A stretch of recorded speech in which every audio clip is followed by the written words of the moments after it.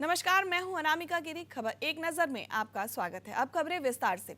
उत्तर पश्चिमी चीन के गांसू और किंगही प्रांतों में 6.2 तीव्रता के भूकंप के झटके महसूस किए गए और आपको बता दें कि भूकंप से मारे जाने वालों का आंकड़ा 111 के पार पहुंच गया है।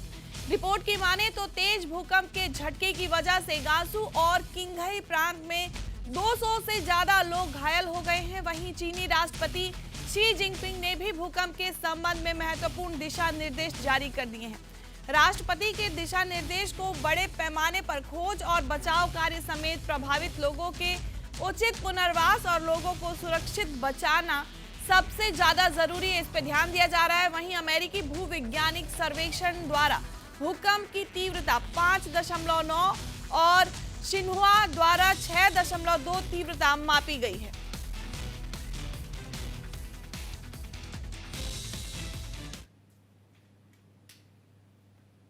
अब बात करें आईपीएल की, तो आईपीएल की नीलामी पहली बार विदेशों में होने जा रही है। वहीं मल्लिका सागर आईपीएल में बोली लगाने वाली पहली महिला होंगी। आईपीएल 2024 की मिनी बोली में देश और विदेश के कई क्रिकेटरों की किस्मत खुलने जा रही है। दुबई में होने वाली इस बोली में, इस नीलामी में 10 टीमें 262.95 करोड़ रुपए की राशि दांव पर लगाने वाली है। इस राशि के दम पर ये टीमें बोली के लिए उपलब्ध 333 क्रिकेटरों में से 77 उपलब्ध स्थानों को भरने की पूरी कोशिश करेंगे। निगाहें गुजरात टाइम्स पर होंगी।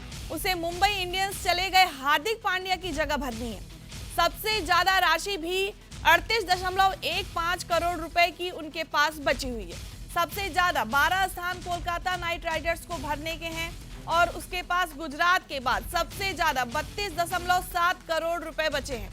10 टीमों में सबसे कम राशि लखनऊ के पास है, 13.2 करोड़ रुपए बचा हुआ है।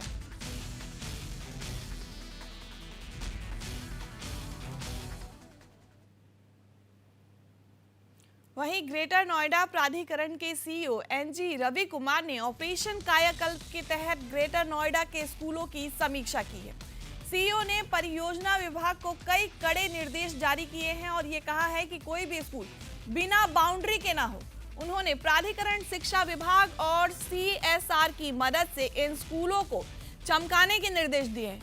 इन स्कूलों में होने वाले कार्यों के हिसाब से 19 पैरामीटर भी तय कर दिए गए हैं, जिसमें शुद्ध पेयजल, शौचालय और शौचालय में जलापूर्ति, शौचालयों में टाइल्स लगवाना, दिव्यांग सुलभ शौचालय, मल्टी हैंडवॉश यूनिट, कक्ष पर फर्श पर टाइल्स लगवाना, श्याम पट्ट और रसोई घर रंगाई पुताई करना और दिव्यांगों के लिए सुलभ रैंप बनवाना। कक्षा में विद्युतीकरण, फर्नीचर, गेट और चार दीवारी भी शामिल है। आपको बता दें कि सीईओ ने परियोजना विभाग को निर्देश दिए हैं कि वे अपने अपने वर्क सर्कल में स्थित प्रत्येक स्कूलों का सर्वे करें और किस स्कूल में क्या काम करवाया जाना बाकी है इसकी लिस्ट पहले बना लें, एस्टीमेट तैयार कर लें और टेंडर प्रक्रिया को पूरा करें और शीघ्र ही काम शुरू कर दें। सीईओ ने इस कार्यों को लेकर सीएसआर से सहयोग लेने के भी निर्देश दिए हैं। समीक्षा बैठक में सीईओ ने कहा कि गांवों में प्राथमिक स्कूलों का कायाकल्प करना हमारी पहली प्राथमिकता होगी।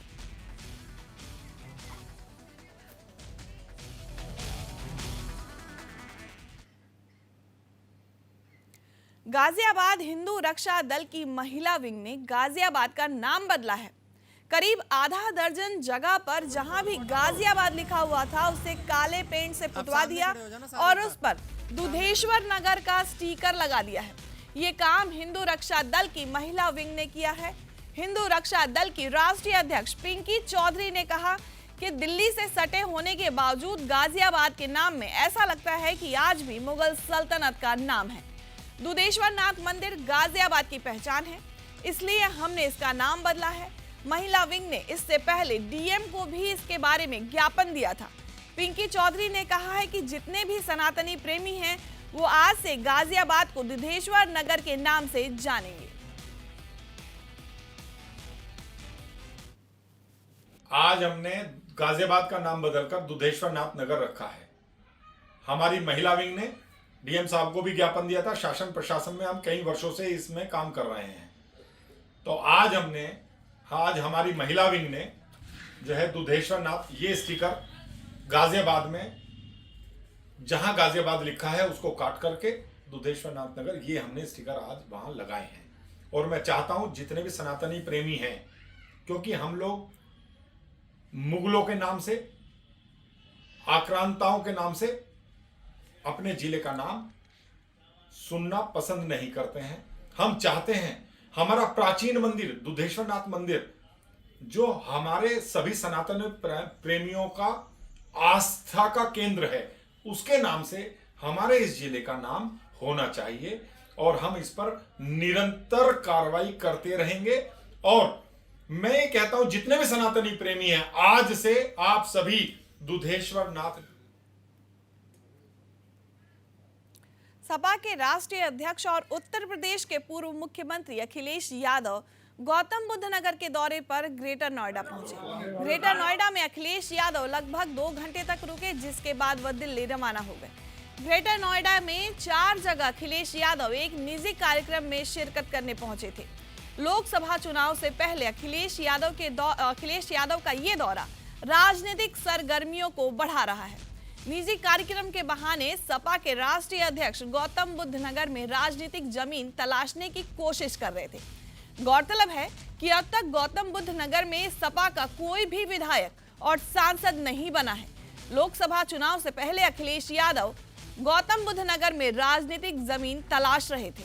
अखिलेश यादव के दौरे को राजनीतिक मायने में काफी खास माना जा रहा है।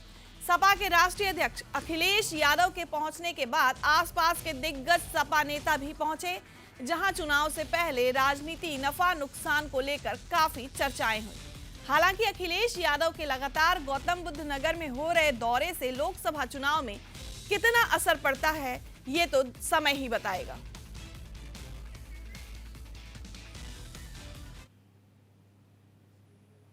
के जालौन में बकायेदारों से वसूली करने गए बिजली विभाग की टीम पर दबंगों ने हमला बोल दिया है। इस दौरान दबंगों ने बिजली विभाग के कर्मचारियों के साथ जमकर मारपीट की है। मारपीट का वीडियो सोशल मीडिया पर बड़ी तेजी से वायरल हुआ। वहीं इस घटना की शिकायत बिजली विभाग के कर्मचारियों ने पुलिस से की है। पुलिस ने वायरल वीडियो का संज्ञान लेते हुए मारपीट करने वालों के खिलाफ कार्रवाई शुरू कर दी। मामला जालौन के कुंडो दठो थाना क्षेत्र से आने वाले ग्राम शंकरपुर का है। बिजली विभाग के अपर अभियंता नवीन अग्रवाल और उनकी टीम द्वारा एक मुफ्त समाधान योजना के अंतर्गत विद्युत कैंप लगाया गया था। शिविर के जरिए उन उपभोक्ताओं को राहत दी जा रही थी जिन्होंने बिजली विभाग जमा नहीं किया था। यहां आकर राहत लेकर बिल जमा कर सकते हैं। साथ ही बिजली विभाग उन बकायेदारों का भी कनेक्शन काट रही थी जो बिल जमा करने में रुचि नहीं दिखा रहे थे।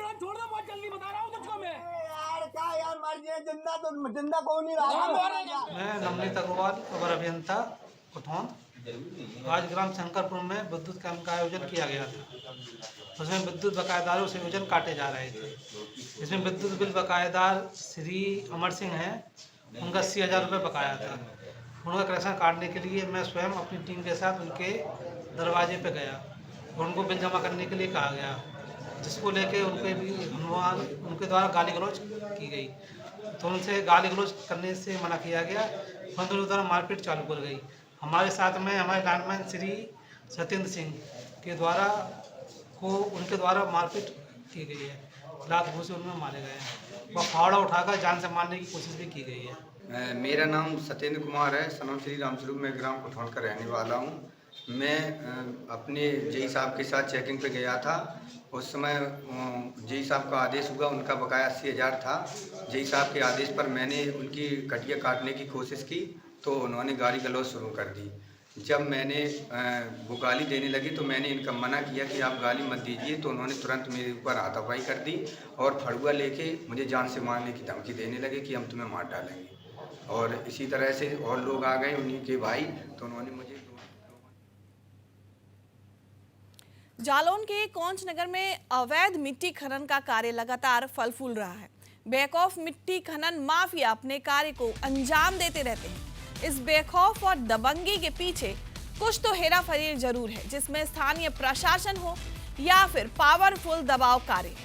रात दिन हो रहे इस अवैध खनन पर जनपद जालौन के उच्च अधिकारियों व स्थानीय प्रशासन की नजरों से ये लोग बच नहीं सकते। आपको बता दें कि प्राप्त जानकारी के अनुसार उरई कोच रोड पर सूर्यास्त के बाद ही दर्जनों ट्रैक्टर भरते हुए देखे जा सकते हैं, जिनकी इतनी अधिक स्पीड होती है कि अगर कोई भी व्यक्ति उस वाहन के सामने पड़ जाए तो दुर्घटना होना तय है। जबकि उत्तर प्रदेश सरकार द्वारा अवैध खनन पर शिकंजा कसने के लिए लगातार निर्देश जारी किए जाते हैं, लेकिन प्रशासन अधिकारी सरकार के आदेश को चूना लगाते हुए जांच की बात कहकर अपना पल्ला झाड़ लेते हैं। तो मुझे सूचना प्राप्त हुई कि शहर के विभिन्न मार्गों पर बिना नंबर के कुछ ट्रैक्टर मिट्टी का परिवहन कर रहे हैं। सूचना प्राप्त होते ही मैंने थानाध्यक्ष को निर्देशित किया और थानाध्यक्ष ने अपनी टीम लगा दी है। इनके विरुद्ध भी इन्फोर्समेंट कार्रवाई जैसे पहले की गई। जालौन के जिला प्रशासन और पुलिस प्रशासन ने कैथरी टोल प्लाजा के पास कल देर रात सड़क दुर्घटना में हुए घायलों को तत्काल राजकीय मेडिकल कॉलेज उरई में उपचार हेतु भर्ती कराया है। जनप्रिय जिला अधिकारी राजेश कुमार पांडे और पुलिस अधीक्षक डॉक्टर उरीज राजा ने राजकीय मेडिकल कॉलेज उरई में पहुंचकर घायलों का चल रहे उपचार का जायजा लिया है, साथ ही घायलों का हालचाल भी जाना है। उन्होंने परिजनों से कहा कि सभी को बेहतर स्वास्थ्य सुविधाएं उपलब्ध कराई जा रही हैं। उन्होंने राजकीय मेडिकल कॉलेज के प्राचार्य राजेश कुमार मौर्य को निर्देशित किया कि निरंतर चिकित्सकों की निगरानी में घायलों को बेहतर उपचार दिया जाए। उन्होंने कहा कि जिला प्रशासन के द्वारा पीड़ित व्यक्तियों की हर संभव चिकित्सा सहायता मुहैया कराई जाए। साथ ही उन्होंने घायलों के जल्द स्वस्थ होने की कामना भी की। इस अवसर पर नगर के मजिस्ट्रेट दिनेश कुमार, राजकीय मेडिकल कॉलेज प्राचार्य राजेश कुमार मौर्य, मेडिकल कॉलेज मुख्य चिकित्सा अधीक्षक डॉक्टर प्रशांत निरंजन, डॉक्टर जितेंद्र मिश्रा, सर्जरी विभाग से डॉक्टर सुधांशु शर्मा मौजूद रहे।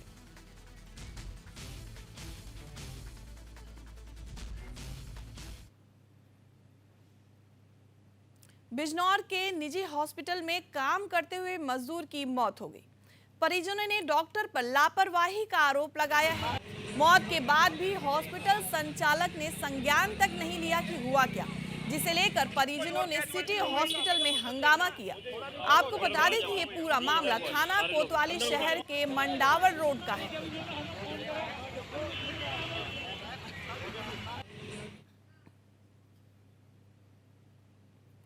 देश में कोरोना वायरस के नए सब वेरिएंट JN.1 के आने से चिंता बढ़ गई है।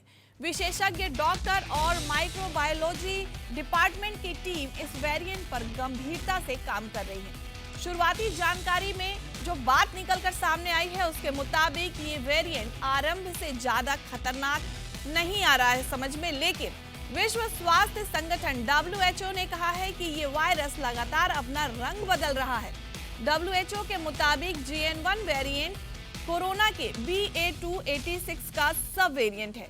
देश में कोरोना के मामले फिर से बढ़ने के बाद ये सवाल उठ रहा है कि बच्चे, बुजुर्ग और गंभीर रोगों से ग्रस्त बीमारियों को मौजूदा वेरिएंट से कितना खतरा हो सकता है। क्या देश में एक बार फिर से कोविड पॉजिटिव को आइसोलेट किया जाएगा और क्या आने वाले दिनों में मास्क पहनना फिर से अनिवार्य किया जाएगा। वहीं अब तक कोविड के 335 मरीज सामने आ चुके हैं। केरल की एक महिला में भी JN.1 की पुष्टि हो चुकी है। कोरोना के नए वेरिएंट की दस्तक को देखते हुए केंद्र ने राज्यों को एडवाइजरी भी जारी कर दी है।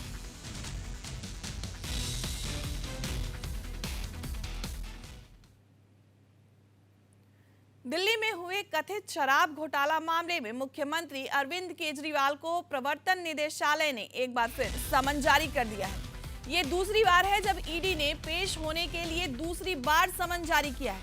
ईडी ने समन में मुख्यमंत्री अरविंद केजरीवाल 21 दिसंबर को पेश होने के लिए कहा है। इससे पहले बीती 2 नवंबर को ईडी ने शराब घोटाला मामले में अरविंद केजरीवाल को समन जारी करके बुलाया था, लेकिन विधानसभा चुनाव कार्यक्रम में व्यस्त होने की वजह से वे पेश नहीं हो सके। आपको बता दें कि इससे पहले मुख्यमंत्री को CBI अप्रैल महीने में पूछताछ के लिए बुला चुकी है।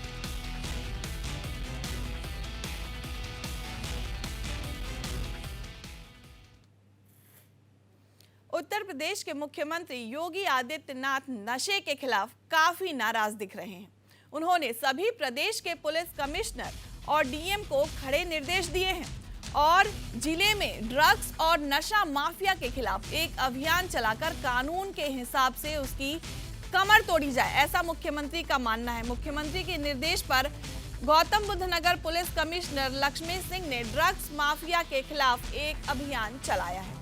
उसी के तहत कुछ नशा बेचने और खरीदने वालों के खिलाफ कड़ी कार्रवाई करके इन्हें सलाखों के पीछे भेजा जा चुका है।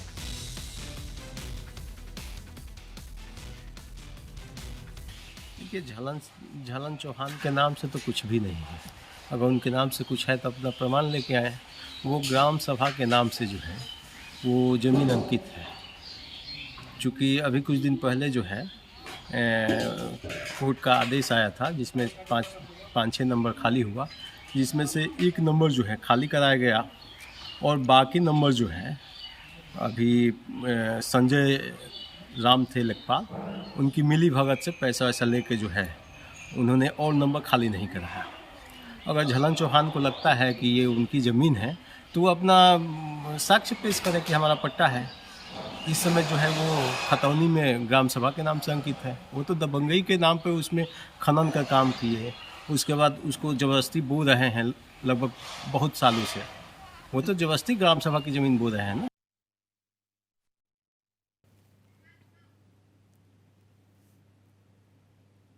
ज्ञानवापी परिसर के एएसआई सर्वे रिपोर्ट को जिला जज की अदालत में जमा किया गया। एएसआई के अधिकारियों ने 2 सील बंद लिफाफे को जिला अदालत में जमा किया। 21 दिसंबर को अदालत में जमा सरिस रिपोर्ट को लेकर अब सुनवाई होनी है। पिछली बार कोर्ट में एएसआई ने 1 हफ्ते का समय मांगा था।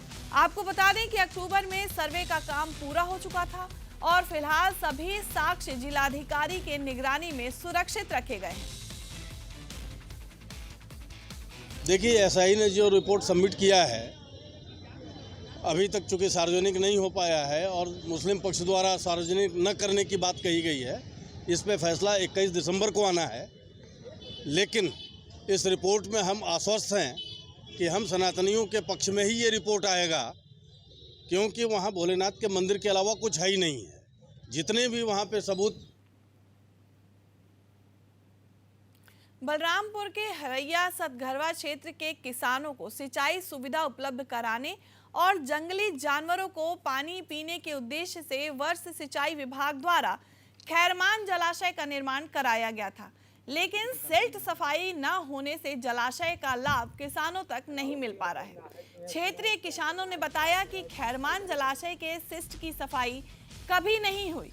सिंचाई विभाग द्वारा प्रति वर्ष नहर की सफाई कराई जाती है, लेकिन जब जलाशय में पानी ही नहीं है तो नहर की सफाई कराने का आखिर क्या मतलब बनता है।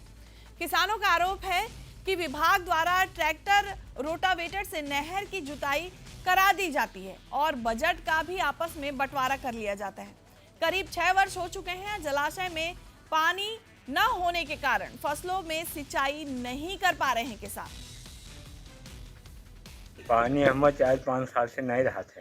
हाँ, यही से हम लोग किया जाते थे, तो अभी हो के नहीं हो पाओ थे कुछ, तो अब का कहेंगे। एक सिल्ट सफाई कई बार आवा है, लेकिन नहर सफाई के छोड़ देते हैं। हाँ। और यह 5 साल हटते उसा लगवाए रहे तो तरह मंडा उठाई, बस अतरे में देखा जाए कि एक बूंद पानी नहीं है। अच्छा, क्या वजह है किसमें पानी नहीं रहता? पानी पटेगा इसी वजह से नहीं रहते, या खुदान नहीं करा तो पानी कहाँ से रहे। तो गेहूँ कैसे सिंचाई? अरे गेहूँ ऐसे दे। बलिया के बौद्ध सम्मेलन में पहुंचे सपा के राष्ट्रीय महासचिव स्वामी प्रसाद मौर्य ने सभा को संबोधित करते हुए मंच से कहा है कि कुछ लोग कहते हैं कि मोदी जी जीत रहे हैं। मैं कहता हूं कि मोदी जी नहीं जीत रहे हैं, ये ईवीएम के तिगड़म से जीत रहे हैं, क्योंकि 2022 में उत्तर प्रदेश के चुनाव में 403 विधानसभा में से 309 सीटों पर बैलेट पेपर के वोटिंग में समाजवादी पार्टी आगे थी। बैलेट पेपर वोटिंग में भाजपा मात्र 94 सीट पर आगे थी। ईवीएम मशीन में कहीं ना कहीं तो कोई ना कोई खेल हो रहा है। अभी अभी जिन प्रदेशों में चुनाव हुआ है राजस्थान, मध्य प्रदेश, छत्तीसगढ़ में बैलेट पेपर से वोटिंग में 2/3 सीटों में ज्यादा पर कांग्रेस आगे है। फिर गिनती में बीजेपी आगे कैसे हो जाती, ये समझना काफी मुश्किल है। इसका मतलब है कि ईवीएम में तिगड़मबाजी हो रही है और ये उसी का नतीजा है कि जीत हो रही है। ये मोदी जी की जीत नहीं है। इसलिए संविधान बचाने के लिए, देश बचाने के लिए, लोकतंत्र बचाने के लिए आप सभी लोगों को मिल करके छोटे स्तर से लेकर बड़े स्तर तक ईवीएम हटाओ, बैलेट पेपर से सिस्टम लाओ के तहत अभियान चलाना होगा। तो लोग कहते हैं कि मोदी जीत रहे हैं। मैं कहता हूं मोदी नहीं जीत रहे हैं, ये ईवीएम का प्रकरण जीत रहा है। क्योंकि 2022 उत्तर प्रदेश का असेंबली चुनाव हुआ, 403 विधानसभा में 309 सीटों पर बैलेट पेपर वोटिंग में समाजवादी पार्टी आगे थी। बैलेट पेपर वोटिंग में भाजपा मात्र 94 सीटों पर आगे रही। ईवीएम मशीन में भाजपा आगे कैसे हो? इसका मतलब है